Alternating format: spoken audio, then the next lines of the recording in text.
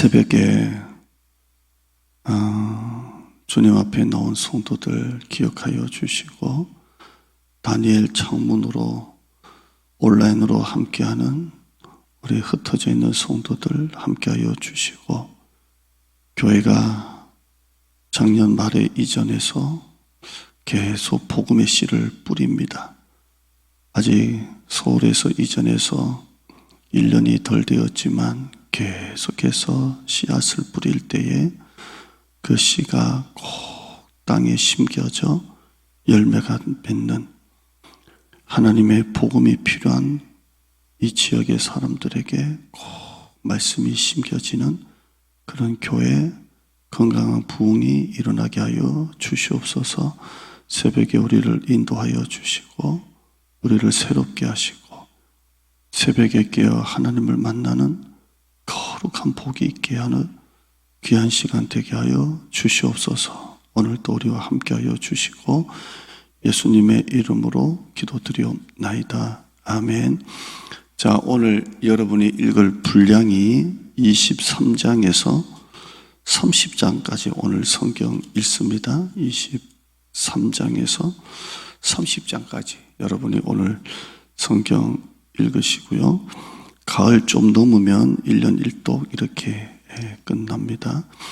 자, 욥의 친구가 3명이죠. 엘리바스, 빌닷, 소발, 이렇게 3명의 친구가 찾아옵니다.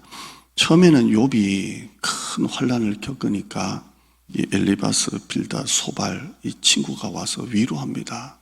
친구야, 어떡하냐. 재산 다 잃었잖아요. 자식 다 죽었잖아요. 얼마나 큰 환난입니까?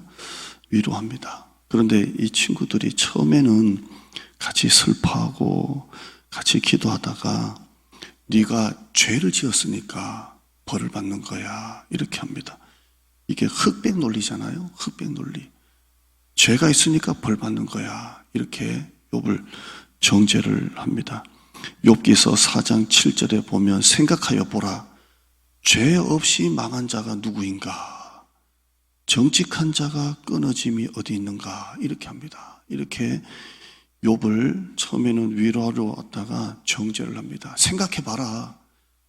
죄가 없이 망한 자가 있냐? 정직한 자가 끊어지는 게 있냐? 이렇게 말합니다. 4장 8절에 보면 내가 보건대 악을 밭 갈고 독을 뿌리는 자는 그대로 거둔다, 이렇게 합니다.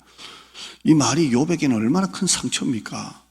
안 그래도 큰 환난을 겪고 좌절과 절망 가운데 있는데 친구들이 와서 처음에는 위로하려고 왔다가 욥, 생각해봐라. 죄가 없이 망한 자가 누구냐? 정직한 자가 끊어진 게 있느냐? 악을 밭 갈고 독을 뿌리는 자는 그대로 거두는 것이다. 네가 그동안에 악을 심었으니까, 죄악을 심었으니까 그대로 거두는 거야, 이렇게 말합니다. 처음에는 위로자의 마음으로 왔다가 나중에는 정죄자가 됩니다. 너 죄가 있으니까 그러는 거야. 생각해봐라. 죄 없이 망한 자가 어디냐?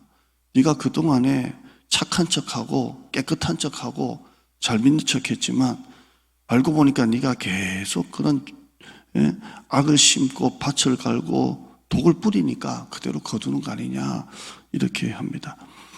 여러분, 우리의 실수가 뭐냐면 그 사람의 고난을 정확하게 모르고 말을 잘한다는 거예요. 그냥 옆에 사람이 환난을 겪을 때 와서 말 한마디, 그 사람에 대해서 잘 모르면서 그 툭 던지는 말 한마디가 그 사람을 살리고 죽일 수가 있다는 거예요. 친구들이 와서 그냥 손만 딱 잡아주고 기도해주고 같이 눈물 흘리고 가면 될 걸 아는 척을 하잖아요. 틀린 말은 아니에요. 그러나 그 말 속에는 그 사람을 잘 모르는 거예요. 생각해봐라. 죄 없이 망한 자가 누구냐? 이게 쫄딱 망한 욥에게 할 말은 아니잖아요. 네가 악으로 밭을 갈고 독을 뿌리니까 그대로 거두는 거 아니냐, 이렇게 합니다.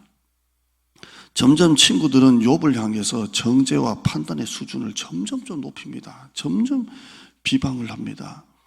그러니까 욥이 자기 친구들에게 뭐라고까지 말하냐면 나를 좀 불쌍하게 좀 볼 수는 없냐, 이런 말까지 합니다.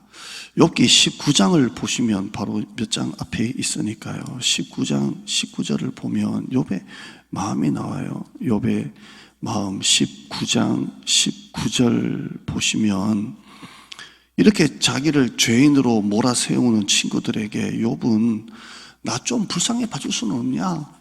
그냥 좀 같이 공감해 줄 수는 없냐? 이렇게 합니다. 욥기 19장 19절에 나의 가까운 친구들이 나를 미워하고 내가 사랑하는 사람들이 돌이켜 나의 원수가 되었구나. 친구들도 하는 말입니다. 20절에 내 피부와 살이 뼈에 붙었고 남은 것은 겨우 잇몸뿐이로구나. 이 환난 때문에 바싹 마르고 남은 건 잇몸밖에 없다는 거예요. 21절에 보시면 21절에 나의 친구야 너희는 나를 불쌍히 여겨다오. 나를 불쌍히 여겨다오. 하나님의 손이 나를 지었다. 이렇게까지 합니다. 그 친구들, 친하게 지내는 친구들이 와서 격려해 주면 될 건데 그렇게 말합니다. 만약에 저희 동기 목사님들이 목회를 많이 하는데요, 정말 큰 어려움을 겪은 친구가 있다고 해요. 근데 제가 위로하러 가서 하는 말이 네가 목회를 그따위로 하니까 이렇게 되는 거 아니냐, 이렇게 하면 되겠냐고요. 욥의 친구가 그렇게 한 거. 네가 그동안에 목회를 그렇게 했으니까 그런 어려움을 겪는 거지. 그 말 한마디가 그 친구를 죽인다고요. 사람은 그 사람의 고난을 잘 모르고 쉽게 말을 뱉어내는 거예요. 자, 욥은 세 가지 고난을 겪어요. 첫째는 실제로 고난을 겪어요. 큰 고난이죠. 재산 다 사라지고 자식도 한 명도 남김없이 다 죽고요. 두 번째는 친구들의 이런 정죄입니다. 와서 친구들이 툭툭 한마디씩 하는 것 때문에 욥이 너무 힘들어요. 세 번째는 하나님이 침묵입니다. 하나님이 말씀을 안 하세요. 자기가 힘들어서 기도하면 하나님이 욥아 걱정하지 마라 한마디만 하면 되는데 하나님이 끝까지 침묵을 하십니다. 그러니까 한번 보시면 오늘 본문이에요. 여러분이 30장까지 읽겠지만 여기 한번 3절 보세요. 3절 보시면 23장이에요. 23장 3절에 보면 내가 어찌하면 하나님을 발견하고 그의 초소에 나아가랴. 어찌하면 그 앞에서 내가 호소하며 변론할 말을 내 입에 채울까. 어찌하면입니다. 하나님이 대답을 안 하세요. 여러분 또 고난을 겪을 때 고난보다 힘든 게 하나님의 침묵 아니에요? 말씀이 없어요. 답답한 거예요. 하나님 왜 나에게 이런 고난을 주십니까? 근데 하나님의 침묵에 어찌하면 이런 마음이 있어요. 근데 욥이 이런 세 가지 환난 가운데 실제 환난, 고난, 친구들의 정죄, 하나님의 침묵 가운데 이제는 다 끊으려고 합니다. 끊고 하나님의 목적을 발견하려고 합니다. 왜 나에게 이런 고난을 주셨을까? 앞으로 가도 그가 아니 계시고 뒤로 가도 그가 아니 계신데 왜 하나님께서 나에게 이런 고난을 주셨을까? 그걸 자꾸 깨달으려고 해요. 더 이상 친구들하고 얘기해봤자 답이 없고 하나님께 집중하려고 합니다. 하나님 뜻이 무엇입니까? 집중하려고 합니다. 그게 8절입니다. 8절 한번 보실까요? 23장 8절에 보시면 그런데 내가 앞으로 가도 그가 아니 계시고 뒤로 가도 보이지 아니하고 9절에 왼쪽에서 일하시나 내가 만날 수 없고 오른쪽으로 돌이키나 배울 수 없구나. 하나님의 침묵이잖아요. 그러나 그가 하나님의 목적을 계속 발견하려고 합니다. 10절 아주 유명한 말씀이죠. 제가 참 좋아하는 말씀이고 같이 10절 읽어봐요. 시작. 그러나 내가 가는 길을 그가 아시나니 그가 나를 단련하신 후에는 내가 순금같이 되어 나오리라. 아멘.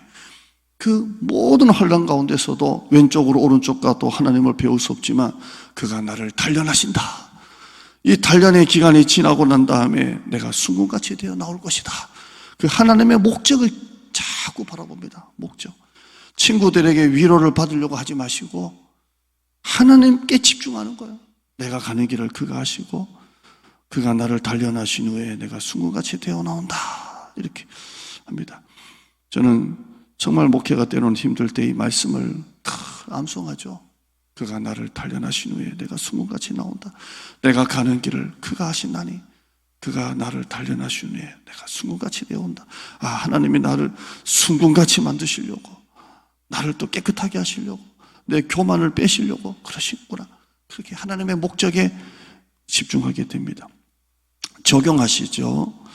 여러분은 고난이 올 때 어떻게 반응합니까? 사람 의지합니까? 원망합니까? 세상 쾌락, 술에 의지합니까? 아니면 하나님의 뜻을 묻습니까? 여러분은 고난이 올 때 어떻게 반응하는가요? 이렇게 기도합시다. 하나님, 어떤 고난이 오더라도 사람이나 세상 의지하지 아니하고 하나님께, 하나님만 의지하게 하여 주시옵소서. 이렇게 기도하는 여러분 되기를 축원합니다. 기도하시죠. 하나님 감사합니다. 때로는 고난 가운데 낙심하고 절망하고 좌절하고 불평하고 비관할 때가 많습니다. 주위에 친한 친구들도 등을 돌리는 그런 것을 경험할 때가 있습니다. 참 고난 가운데 아무도 없구나, 외롭구나, 참 힘들구나.